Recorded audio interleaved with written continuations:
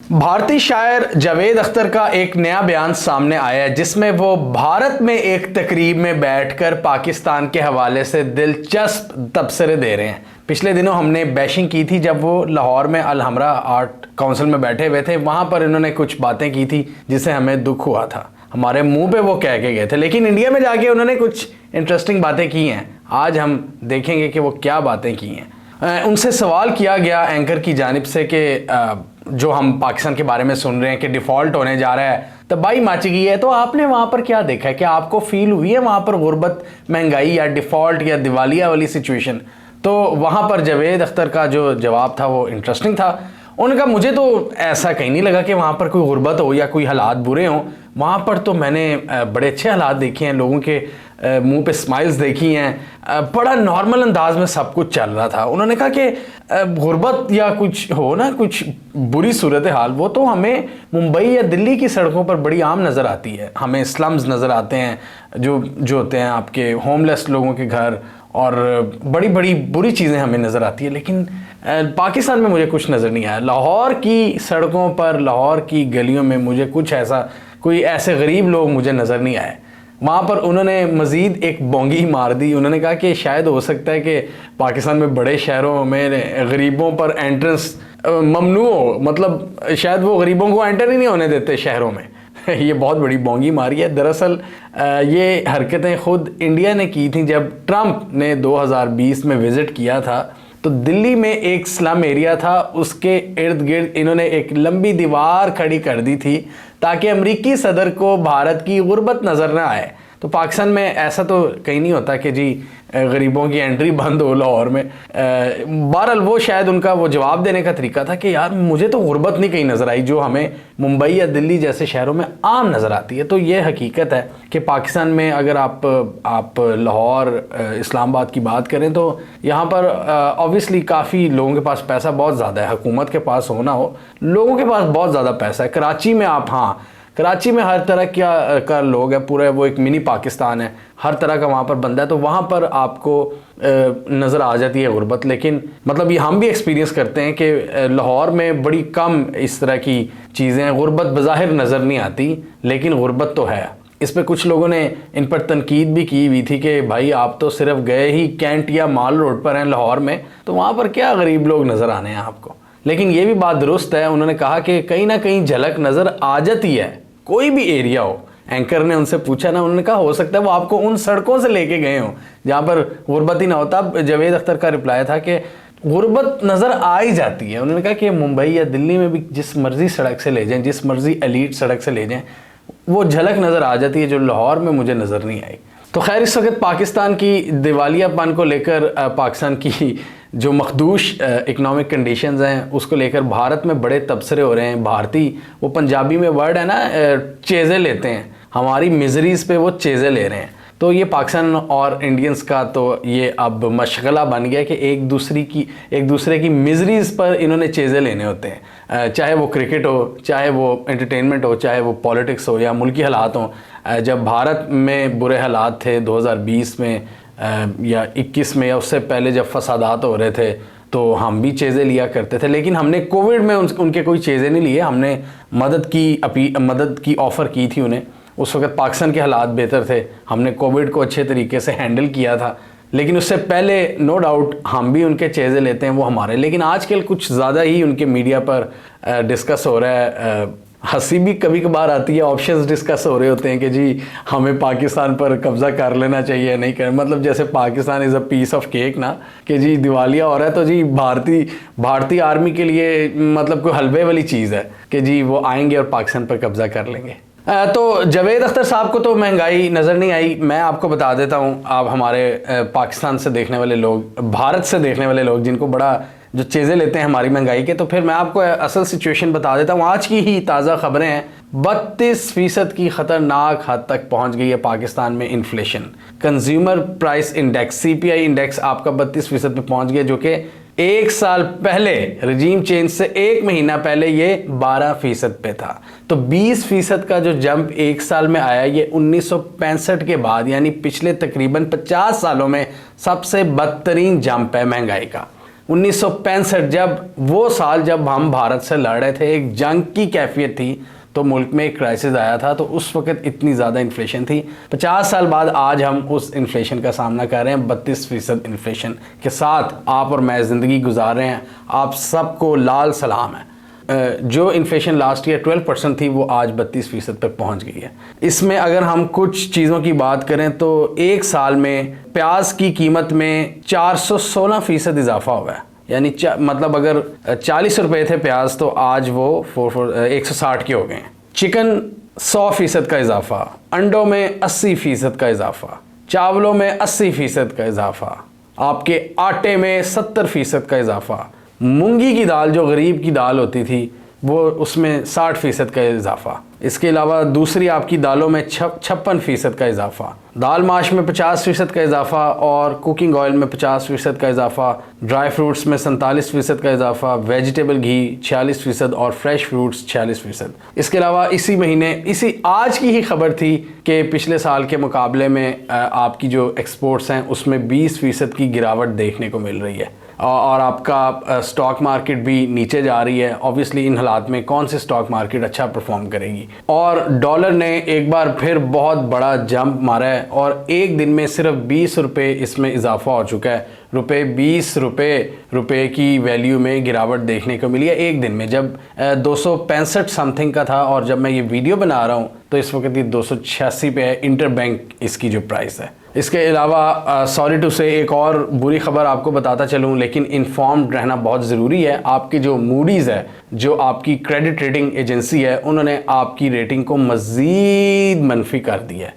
जबकि ये हुकूमत आई है, ये स्टेबल से फिर नेगेटिव हुई, B- हुई, फिर C हुई, फिर अब इस वक्त जो हाल है वो है जी आपकी CAA3। ये बहुत वर्स्ट कंडीशन होती है और अब मूडीज़ भी अब ये कहने पर मजबूर हो गया है कि पाकिस्तान डिफ़ॉल्ट के बहुत करीब है। इन्ना लिल्लाहि व इन्ना इलैहि राजिऊन। क्रेडिट रेटिंग एजेंसी का क्या काम होता है कि वो दुनिया भर के इन्वेस्टर्स को आपके मुल्क की शक्ल दिखाती हैं कि देखो जी ये मुल्क की इतनी अच्छी हालत है, ये इतनी बुरी हालत है। तो इसको देखकर ही बाहर का इन्वेस्टर आपके मुल्क में पैसा फेंकता है, इन्वेस्ट करता है। तो इस सारी सूरत हाल में आपके मुल्क में कोई डॉलर, कोई इन्वेस्टमेंट नहीं आ रही। इसीलिए कोई दोस्त मुल्क भी मदद नहीं कर रहा, IMF भी मदद नहीं कर रहा। IMF भी हमसे गारंटीज मांग रहा है कि हमें वापस कैसे मिलेंगे, या आप अपना फिस्कल बैलेंस कैसे, उसको अपना जो डिसिप्लिन है उसको कैसे मेंटेन करोगे। आप एक वीक गवर्नमेंट हो, हम आपकी मदद क्यों करें। IMF आपसे बार बार ये कह रहा है।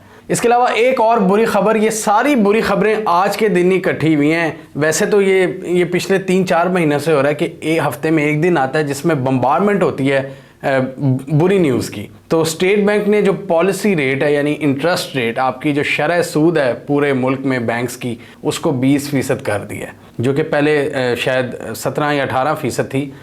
इसके बारे में कहा यह जाता है कि इसको इन्फ्लेशन के हिसाब से होना चाहिए। इन्फ्लेशन इस वक्त 30% से ज़्यादा है और आपका जो इंटरेस्ट रेट है वो 20% है। तो ये कोई अचंभे की बात नहीं होगी कि आने वाले दिनों में ये 25% भी कर सकते हैं इसको, इंटरेस्ट रेट को।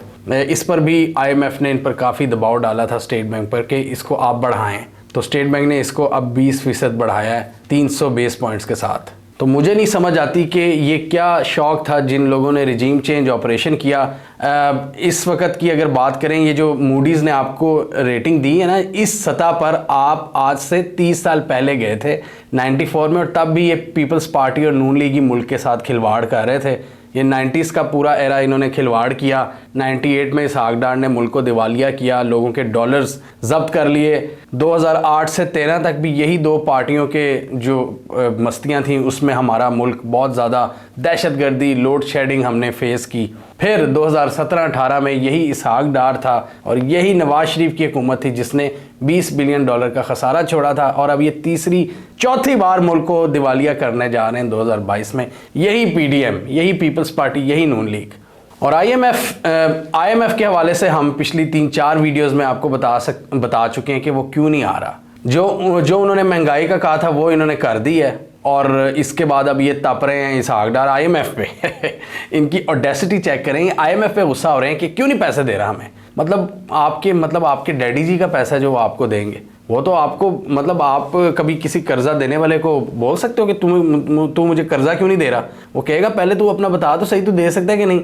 आईएमएफ ने, हमने इस वीडियो में डिस्कस किया था, आईएमएफ ने कहा था भाई हमें आप ज़रा बताओ कि आपने गरीबों पर और अमीरों पर कितना टैक्स लगाया है। आप अमीरों पर तो टैक्स लगा नहीं रहे, अमीरों के इनकी शाह खर्चियाँ नहीं बंद हो रही, इनके प्रोटोकॉल्स नहीं बंद हो रहे, इनके फ्री पेट्रोल नहीं बंद हो रहे, इनकी सब्सिडीज़ नहीं ख़त्म हो रही, इनके गोल्फ क्लब्स, इनकी शुगर मिल्स को जो सब्सिडीज़ मिलती हैं वो तो नहीं बंद कर रहे आप सारा बोझ गरीब आवाम पर डाली जा रहे हो, पेट्रोल महंगा करके, बिजली महंगी करके, गैस महंगी करके, हर चीज़ मतलब डॉलर जब महंगा होता है बाकी आपकी सारी इंपोर्टेड अशिया महंगी हो जाती हैं, जो आधे से ज़्यादा मुल्क मतलब आपकी इंपोर्टेड चीज़ें यूज़ कर रहे हैं। तो इस सूरत हाल में आईएमएफ कह रहा है कि भाई ये इस तरह काम नहीं चलेगा, और हुकूमत अमीरों के मज़े छुड़वाने के लिए भी नहीं तैयार, क्योंकि वो खुद अमीर है। उमरा पर टैक्स नहीं लगाया जा रहा है, गुरबा पर टैक्स लगाई जा रहे हैं। और फिर आईएमएफ के हवाले से इसलिए कुछ बड़ी डेंजरस खबरें आ रही हैं कि शायद अभी तक स्टाफ लेवल एग्रीमेंट नहीं हो सका, अभी तक वो एग्रीमेंट नहीं हमें जो इन्होंने जो बताया था कि जी 2 हफ्ते पहले जी फाइनलाइज होने जा रही हैं चीज़ें, अभी तक नहीं हो पा रही। इसी चक्कर में ये रॉथस्चाइल्ड ग्रुप से भी मिल चुके हैं जो कि डेट्स रिस्ट्रक्चरिंग के माहिर हैं। अब वो क्या पॉसिबल उनके क्या इरादे हो सकते हैं, उसको हमने इस डिस्कशन में बहुत डिटेल के साथ डिस्कस किया। आप देख सकते हैं कि वो डूबती हुई हुकूमतों के पास आते हैं रॉथस्चाइल्ड ग्रुप, और हुकूमतें उनसे रब्ता करती हैं क्योंकि वो भी उनकी एक्सपर्टीज़ हैं फाइनेंशियल मैनेजमेंट में, डेट रिस्ट्रक्चरिंग में, कि किस तरह वो आपको फिर दूसरे ऑप्शंस दिखाएंगे कि ये करो और फिर शायद आप बच जाओ, लेकिन फिर बहुत सी शराइत भी होंगी। वो क्या है वो आप इसमें देख सकते हैं। तो आईएमएफ से इनकी उम्मीदें ख़त्म हो रही हैं, अब ये रॉथस्चाइल्ड जैसे ग्रुप के पास जा रहे हैं। आईएमएफ इस हवाले से कह रहा है कि पाकिस्तान को एक्सटर्नल फाइनेंसिंग की सख्त ज़रूरत है इस साल के एंड तक, यानी कि इस फिस्कल ईयर जो कि जून में ख़त्म होना है, ये मतलब जून तक हमें $11 बिलियन चाहिए। वो कौन देगा? दोस्त मुल्क नहीं दे रहे, चाइना, सऊदी अरेबिया, यूएई सारे नहीं दे रहे पैसा। क्यों? वो इंतज़ार कर रहे हैं कि आईएमएफ अगर $1 बिलियन देगा ना, जब आईएमएफ इनको सीधा करेगा डंडे के जोर पे, तब हम देंगे, और तब भी वो देंगे या नहीं देंगे ये अभी कंफर्म नहीं है। इसहाक डार साहब आईएमएफ पे गुस्सा निकाल रहे हैं अपना, और वो कह रहे हैं कि पाकिस्तान दुश्मन जो कुव्वतें हैं वो ये सब कुछ कर रही हैं, हमारे ख़िलाफ़ साजिश कर रही हैं, ये हमारे ख़िलाफ़ ये सारा जो आपके जो इकनॉमिक इंस्टेबिलिटी है वो क्रिएट कर रही हैं। ये भी अच्छा तरीका है कि अपनी नाअहली पर पर्दा डालने के लिए आप दुनिया पर डाल दो कि जी ये तो वो करवा रहे हैं। अब इसहाक डार साहब का ये भी नैरेटिव सामने आ रहा है इस हुकूमत का कि ये बाहर की जो कुव्वतें हैं वो जो पाकिस्तान से खुश नहीं है वो हमारी स्टॉक मार्केट को गिरा रही हैं, डॉलर की कदर बढ़ा रही हैं, रुपए को गिरा रही हैं। ये बेसिकली यानी पाकिस्तान दुश्मन कुव्वतें एक्टिव हो गई हैं, जबकि ये नहीं ये बताते कि ये ख़ुद पाकिस्तान से कितनी ज़्यादा दुश्मनी करते हैं जब ये अवाम दुश्मन पॉलिसीज़ को इंट्रोड्यूस करवाते हैं। आईएमएफ कह रहा है कि सरकारी बाबूज़ की आप सारे एसेट्स हमें बताओ, वो ये बताते नहीं हैं, उनकी डिटेल्स और उनके मज़े पूरे करने नहीं हैं, उनकी डिटेल्स मतलब वो सामने रखते हुए इनकी हवा निकल जाती है। तो फिर ठीक है, एंजॉय करो। फिर ये जो लोग फिर आपको गालियाँ दे रहे हैं, फिर आप लोग यही डिज़र्व करते हो। आप लोग अपनी शाह खर्चियाँ नहीं छोड़ रहे तो लोगों ने कहीं ना कहीं से तो आप पर नज़ला गिरेगा। अगर आपकी लाइफस्टाइल नहीं चेंज हो रही इस हुकूमती टोले की, तो लोग जो नफ़रत कर रहे हैं, लोग जिस नफ़रत का इजहार कर रहे हैं, फिर इनको वो तो सहना पड़ेगा। एक मतलब ये नहीं है कि आप हर जगह से सिक्योर हो जाओगे। जब आप मुल्क और कौम की इतनी ज़्यादा बैंड बजा रहे हो तो आपकी भी बैंड बजेगी। इस वक्त ना मुल्क में लोगों का एतमाद है हुकूमत पर, ना इन्वेस्टर का। फॉरेन इन्वेस्टर टोटल आंखें फेर चुका हुआ है, उसको कोई इंटरेस्ट नहीं है पाकिस्तान में, इसलिए कोई डॉलर नहीं आ रहा मुल्क के अंदर। आपकी क्रेडिट रेटिंग एजेंसीज ने आपकी नेगेटिव से भी नेगेटिव कर दी है। आपके मुल्क में लोगों को इस हुकूमत पर कोई भरोसा नहीं है। इसका एक ही हल है, इलेक्शंस करवाए जाएं, जो कि ये हुकूमत इस वक्त डर रही है। उन्हें पता है कि लोग इनके चीथड़े उड़ा कर रख देंगे इस इलेक्शंस में। हमें कमेंट सेक्शन में बताइए क्या आपके ख्याल में भारतीय शायर जावेद अख्तर की जो ऑब्जर्वेशन है लाहौर के हवाले से कि उन्हें कोई गरीब नज़र नहीं आया, क्या आप इसे एग्री करते हैं या नहीं? कमेंट कीजिए। इसके अलावा हमारा यूट्यूब चैनल सब्सक्राइब कर लें, साथ ही वो बेल आइकॉन भी दबा लें ताकि वो स्टोरीज़ दुनिया भर से पाकिस्तान से जिनकी मेन स्ट्रीम मीडिया पर प्रॉपर कवरेज नहीं होती, हमारे प्लेटफॉर्म के थ्रू आप तक टाइम पर पहुँच जाएँ।